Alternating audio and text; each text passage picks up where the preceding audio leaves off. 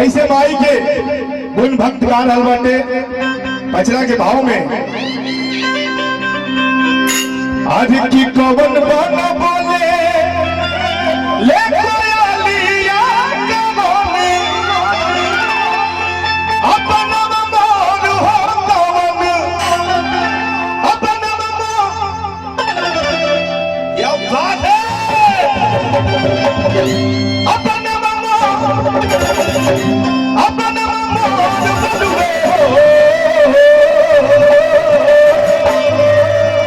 एक जो मारते हैं ना दिन दाग दाग, एक बार वो भी मारिए जरा।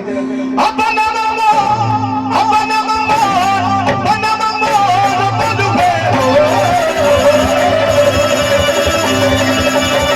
क्या बात है भैया, तो आइए हो जाए जलवा।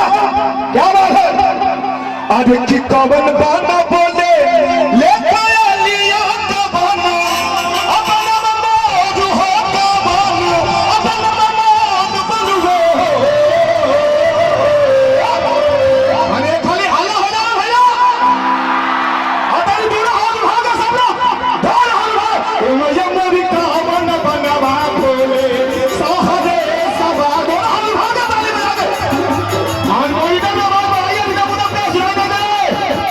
क्या है रिदम का आवाज बढ़ाइए मॉनिटर में।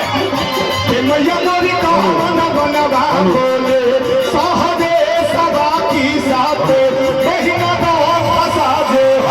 ये मैया मोरी कवन बनवा बोले सहरे सबा की साथ बहिना दो फसादे। भैया आ कवन बहना बोले ले कोयलिया कवन बनवा मोर हो कवन बनवा मोर बलुए। केवल कौन दीजिए ये लाइन हम चाहते सब लोग हमारा साथ गाएंगे कि कवन बहना बोले कवन बनवा मोर हो कवन कि बनवा मोर बलुए।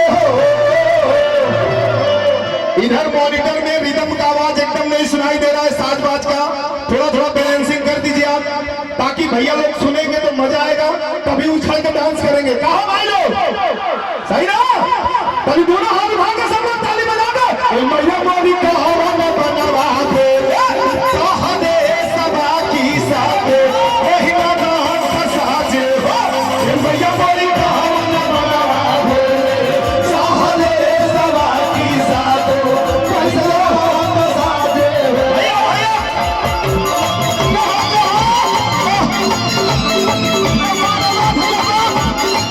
भैया भैया अमित सिंह जी जो बीजेपी के हमारे जिला के अध्यक्ष हैं और बड़ा अच्छा लागल। मैं बार बार कहूंगा कि उधर मॉनिटर में रिदम का आवाज एकदम नहीं सुनाई दे रहा है। मैं गया हूं तो थोड़ा सा रिदम आवाज बढ़ा देंगे भैया तो मजा आएगा। बहुत ही अच्छा साउंड लगा है, रिदम का आवाज बढ़ा दीजिए। वो लाइन गाएगा भैया आपने के कौन मिया के दरिया हो भैया अल्लाह में झूलू हवा हो भैया दिला में झूलू हवा की झूली में झूली ना। नहीं सोनी जी देखिए गाएंगे कैसे, ये तो यही के ये लाइन गाइए राहुल भाई कि निमिया के तार मैया झूलेली झूलुआ मोहन की झूलिए।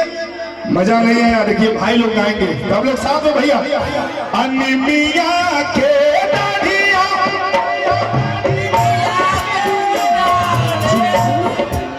क्या बात है। अनिमिया के दाढ़िया हो मैया अलागली झूलू हवा हो की झूली रे झूली ना। चाचा जी हाँ अनिमिया के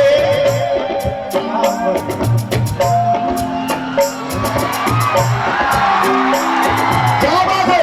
आज हो की झोली में झोली हो की झोली में झोली तनी क्षेत्र में बाबा में खाने में भैया तनी जिला गाजीपुर में बड़ा हाल उठा के ए मैया मेरी कहानी। क्या बात है। सहरा सबा की साथ बहिना दो फसादे। मैया मेरी कहानी सहरा सबा की साथ